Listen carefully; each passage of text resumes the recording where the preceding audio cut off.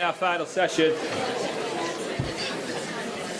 Okay, so into our final keynote of the day, and I think we'll go straight to the keynote. Before we begin, I've had another garment given to me that somebody's left in one of the rooms. It's like a lost property situation, isn't it, today? It's a rather fetching black number made by Co. Looks a little bit like this. I won't model it for you. Martin might want to do that later on. But if you claim said item, Martin has it in his possession. We'll keep it safely for you. There you are, my friend. So, on to our final session of the day.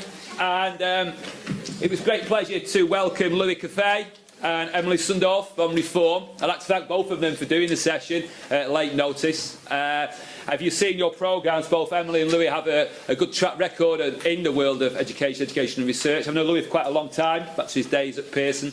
And we're looking forward to hearing about their work and their particular take on some of the big issues that are coming through our session today. So without any further ado, I'll hand over to Louis now. Thank you. Brilliant.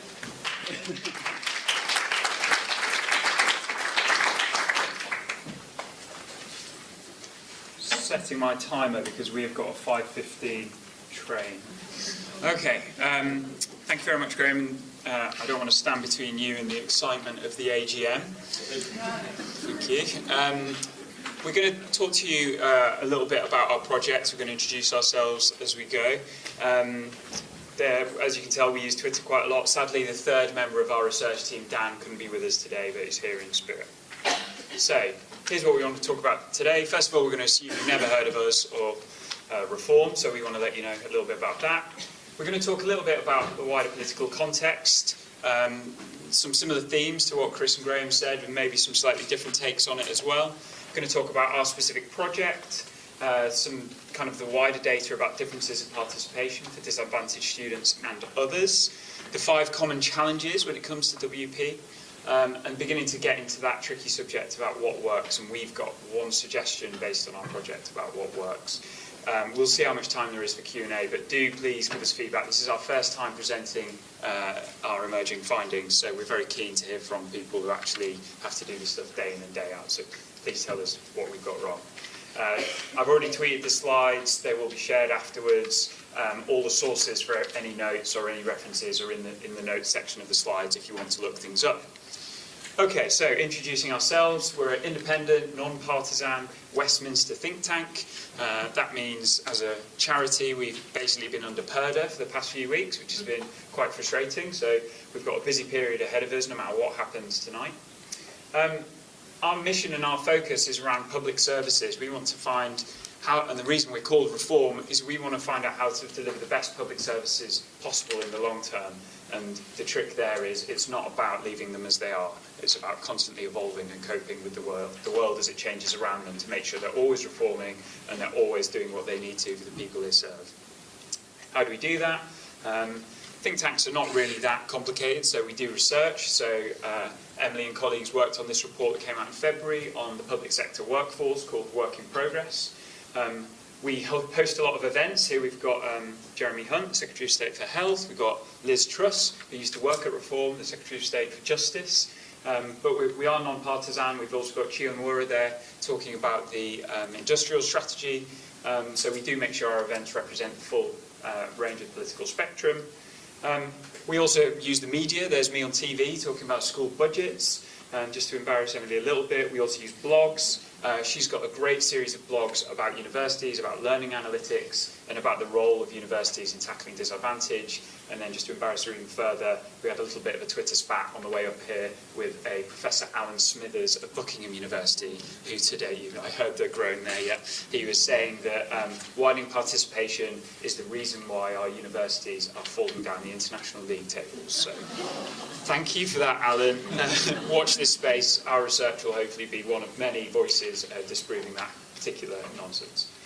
Okay, so I want to start by kind of just setting the scene a little bit to the wider political context. So there is, whoever wins tonight, there is an ongoing commitment to social mobility. I think it's inconsistent because it kind of waxes and wanes depending on other priorities, and it also is inconsistent because it has different interpretations. So, for instance, not everybody uses the word social mobility. Somewhat surprisingly, only one of the three main manifestos used that phrase, and it might not be the one you were expecting. The Prime Minister, Theresa May, talked about other kind of terminology which Graham mentioned, but effectively we're talking usually about the same thing. We're talking about the gap between the haves and the have-nots, and we're talking about how you help and how you have a fair society for the people kind of at the bottom of that society. So the UK, kind of internationally, our income inequality is pretty shocking. We're the worst in Europe, and it's kind of stayed that way for quite a long time. We have pretty stubbornly high income inequality between the millionaires, in some cases, who tend to live near me in London, and the rest of the country. Higher education and the returns that come to the individual, not money but also other things, are often seen as a kind of key lever for closing that gap. It's seen as a kind of passport to social mobility. Now, that's kind of why we're here. And also, higher education is also relatively well funded. So to put that into context, here's a slide you might have seen before, which is a chart by the Institute for Fiscal Studies, which looks at per student spending per year across the main sectors of the economy. So here at the bottom, we see early years spending. Let's get my laser on. I can't really see it. So there we've got early years spending. Above that, we've got, I think it's secondary school spending. Primary is not on this one separately. Here we've got further education, and here we can see how that's dropped way down. And right at the top there, consistently at the top, though a little bit inconsistent, is higher education funding. So the funding per student is higher. And the reason I put that there is to just remind ourselves, when we're talking about HE, there is always that wider context. So if you're the Prime Minister now, even if you're the Secretary of State for Education, you're thinking about where your money goes, and that is one of the things you have to think about. And that means the HE sector, and particularly the WP sector, always needs to fight its case. It needs to have the best evidence, the best arguments to show what you're achieving with that money. As we've talked about, as Graham talked about, as Chris talked about, it does seem to be a bit of an upswell around this falling line, the FE sector funding. So it does, and again, there's slightly different terminology. Is it technical? Is it vocational? Is it FE? But it does feel like there's a renewed focus around skills, whoever wins the election tonight. And that potentially will have implications for HE. That could be about a kind of zero-sum game where the funding for HE goes to FE, or actually, and hopefully as others have kind of hinted at, maybe it's about a slightly more collaborative approach in the future with HE and FE working together and with schools. And then finally, there is also, it seems, whoever wins, there's going to be a greater role for the HE sector in the rest of the education sector. If the Blues win, that will be about sponsoring schools. That is in the manifesto. We all might have views on that. Okay, so I've kind of set the scene. I'm now going to shut up until the end and let Emilie, who's the lead author, talk you through this project.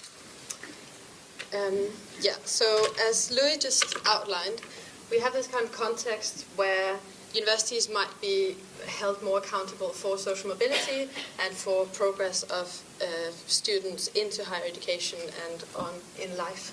And so that's really where we're coming from. We want to see how that can be done. We wanted to find out how they could do that well, how they could be a positive force in social mobility. And so the way that we decided to do it, and I know that some of you will have opinions on this, is what we call increasing access and at high tariff institutions. And by access, when we talk about access, we have the very narrow definition, although we understand that access is more than just about entry. We are talking about entry, and that's partly because we were narrowing our focus a bit, and obviously, ultimately, it has to start by entry. And the reason we're focusing on high tariff institutions is, again, it's about scope, but it's also because, as we know and we heard earlier, high tariff institutions have struggled the most in terms of increasing their intake. And it's also, so in a way, lessons learned there, if some of them are doing it very well, they might also, we are quite sure that they could be applied more widely. And if high tariff institutions keep not making much progress, there's also going to be a bit of a segregation in terms of who enters what kinds of institutions. So we wanted to look at what's being done at those institutions. And it was a very simple question: where have they improved, and how have they done it, if they have at all, obviously. And again, to clarify, when we say improved, we actually mean whether the proportion of their intake, which come from disadvantaged backgrounds, have become larger. So it's not only about taking in a greater number of students from disadvantaged backgrounds, but it's also about the difficulty.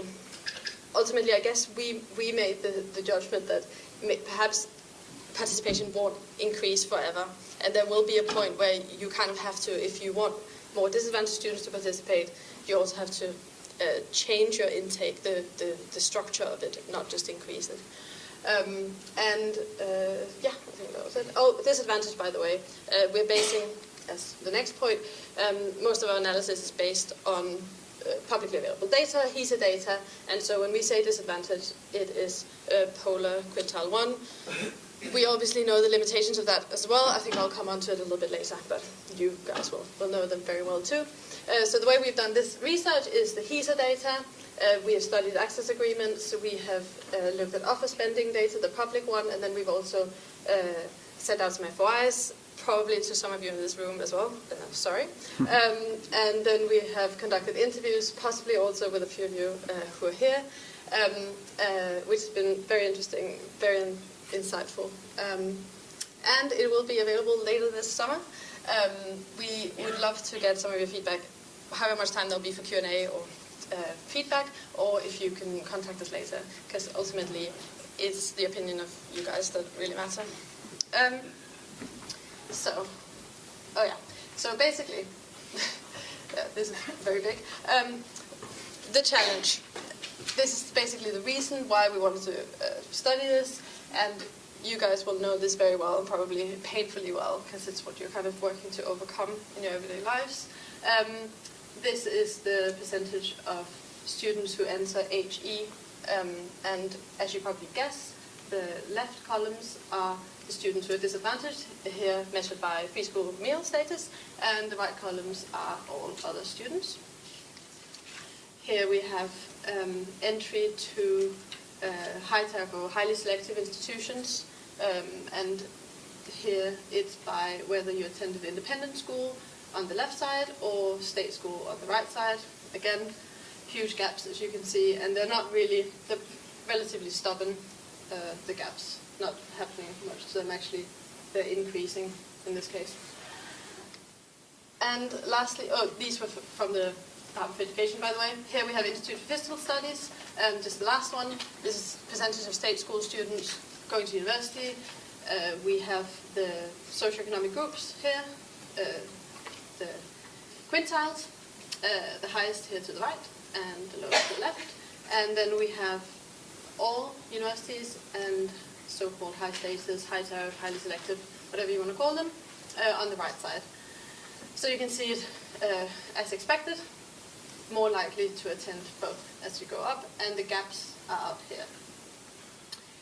So that's the kind of the context. That's what we're trying to overcome, what you guys are overcoming, and the challenges that you're facing, that you will know very well too, probably, because we know them from you guys and from the evidence. The first one is prior attainment. Always comes up first in interviews. It obviously shows in the data. We can see it here.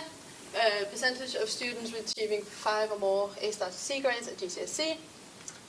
We have, again, free school meal, non-free school meal over here.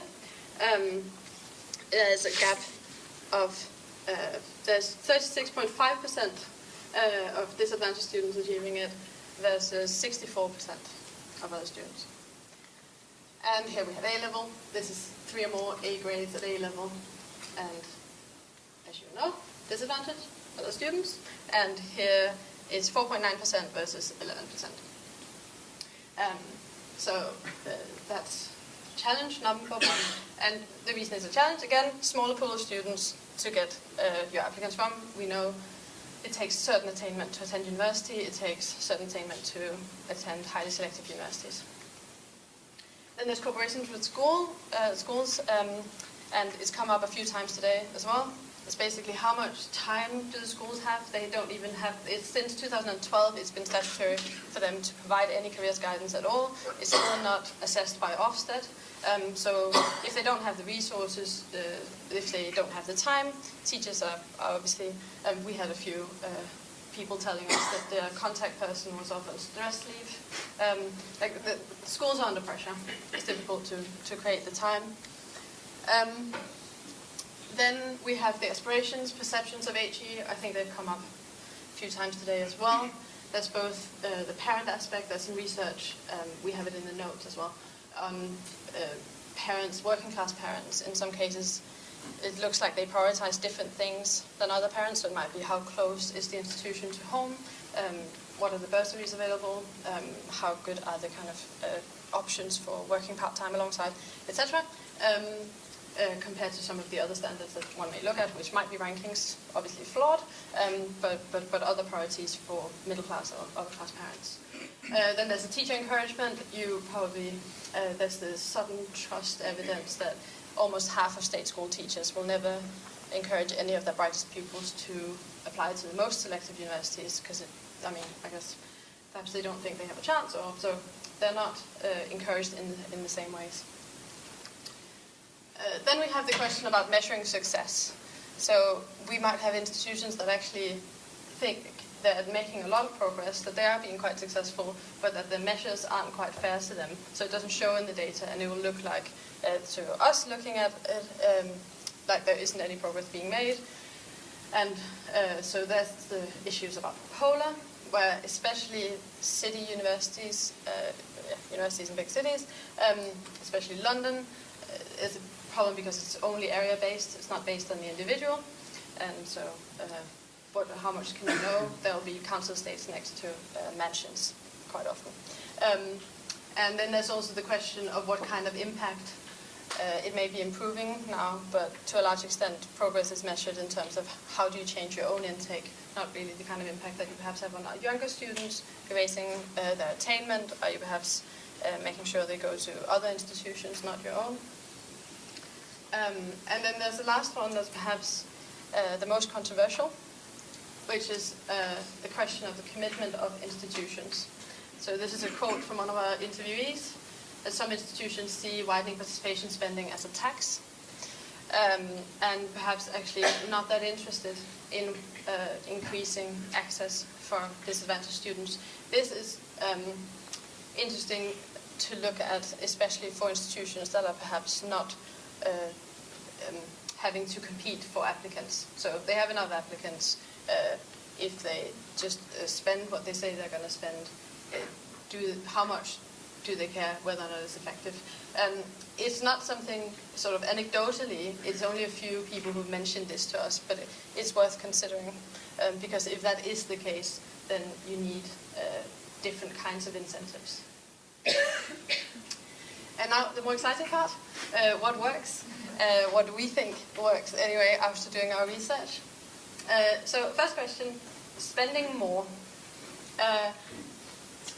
Don't have any final conclusions on this, but the institutions that we, and these are obviously the kind of high tariff institutions that we've been looking at in more detail, and no names here, no shaming of anyone, maybe there'll be more names in the final report, but not today.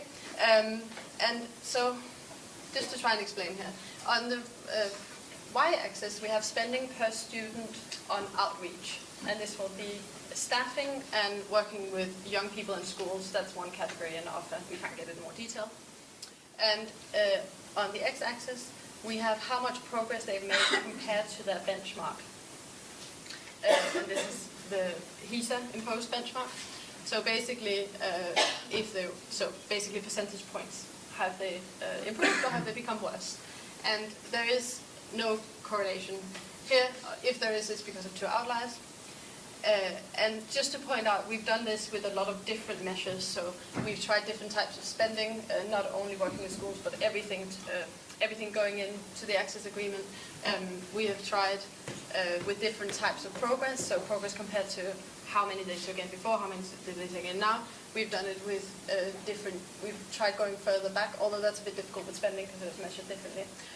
But still, we have found no correlation.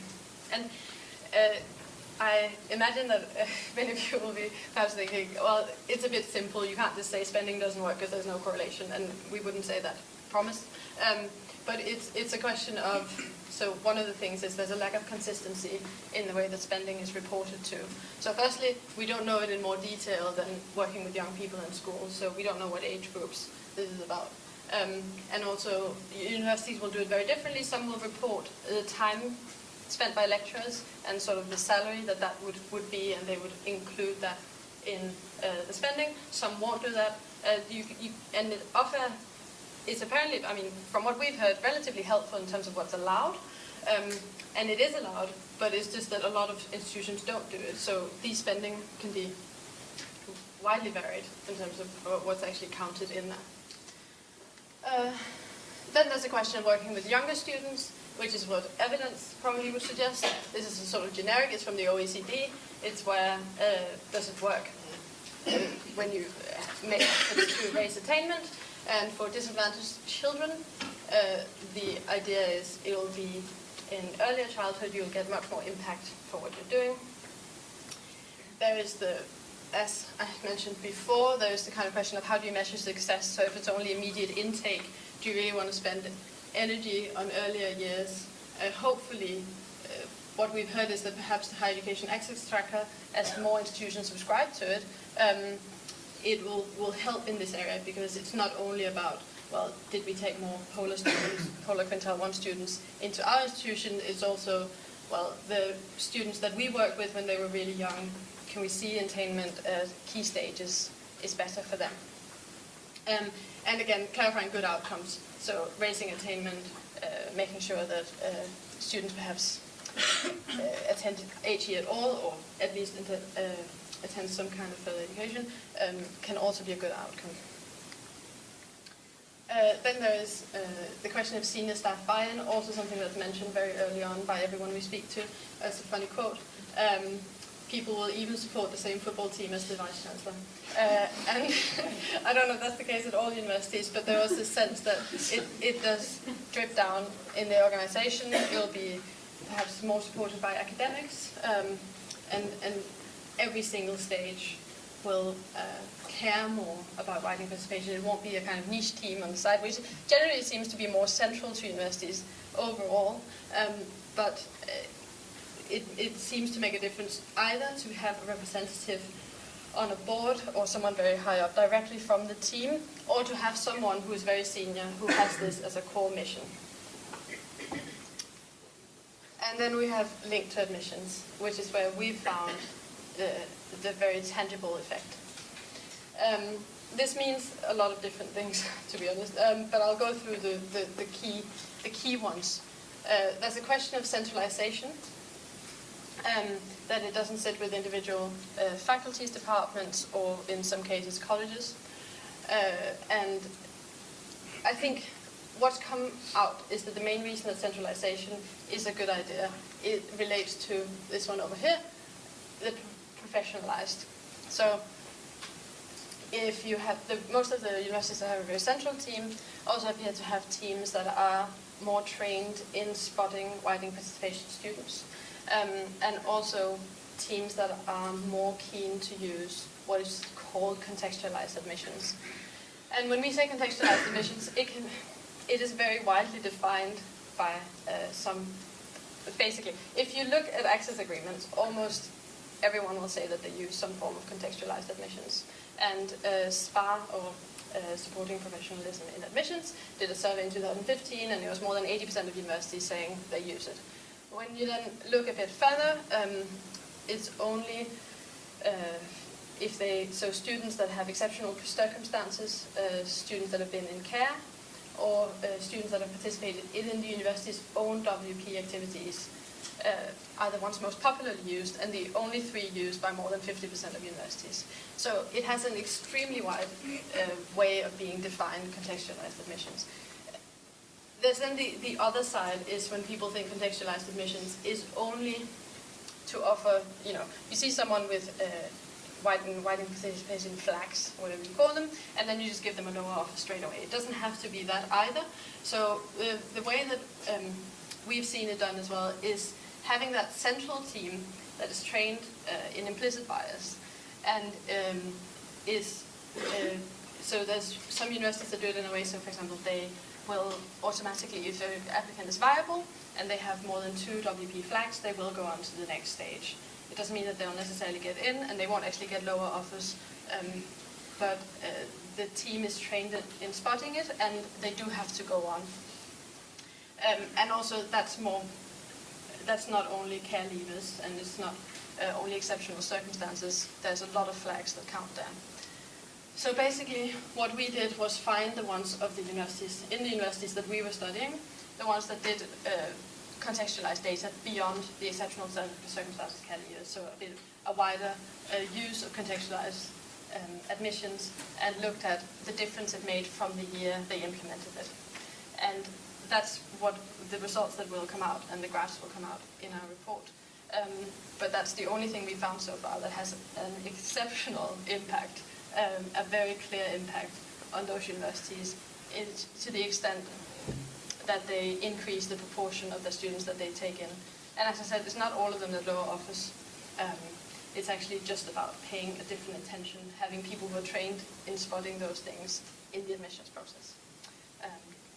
Probably only got a minute, so yes. Yep. Yes. Good way to train. That's right. Yes. And even institutions, this last thing, even institutions that actually haven't done it yet. This is a quote from an institution that haven't done it yet, saying any institution that takes WP seriously has to consider contextual admissions. Do you want to? Yeah, sure. I'll finish us off. So this is the last slide. Thank you. I think we've got 4 minutes. So progress is pretty hard. I'm not trying to do down your entire profession. It's hard, but it's also slow for this group, especially in these high-tariff universities. It's also slowing, as some of the speakers have said today. So here you've got, at the top there, you've got, so this is again the proportion, this isn't total numbers, but at the top there you've got all universities, and at the bottom there you've got just the high-tariff universities for quintile 1. And it really is pretty slow progress, so 1.5 percentage points roughly, and 0.5 percentage point overall. Although we're focusing on high-tariff universities, we think some of the findings in the final report will be useful for all universities and all institutions, actually. We also think that there's a clear kind of value for money lesson here. If you've got limited funds, if the government is looking at that funding and thinking about what else it could spend it on, there is a kind of clear area of impact there where you can just increase the proportion of disadvantaged students in your institution by using contextualised admissions, and that impact that you can demonstrate will be clearer than some of the kind of outreach to younger students. The TEF could be that kind of better league table that we want. It could show the clear value that different institutions add. Again, that could be useful. Why shouldn't we do this? Again, let's think about Coral and Smithers. So first question is, can these students handle it? Can they compete? Well, the evidence kind of shows that they can, actually. They might not have the grades at that point of entry of that application, but they can handle it. Then it's this question of, is the institution lowering its standards and its international or national standing? Again, the evidence suggests not.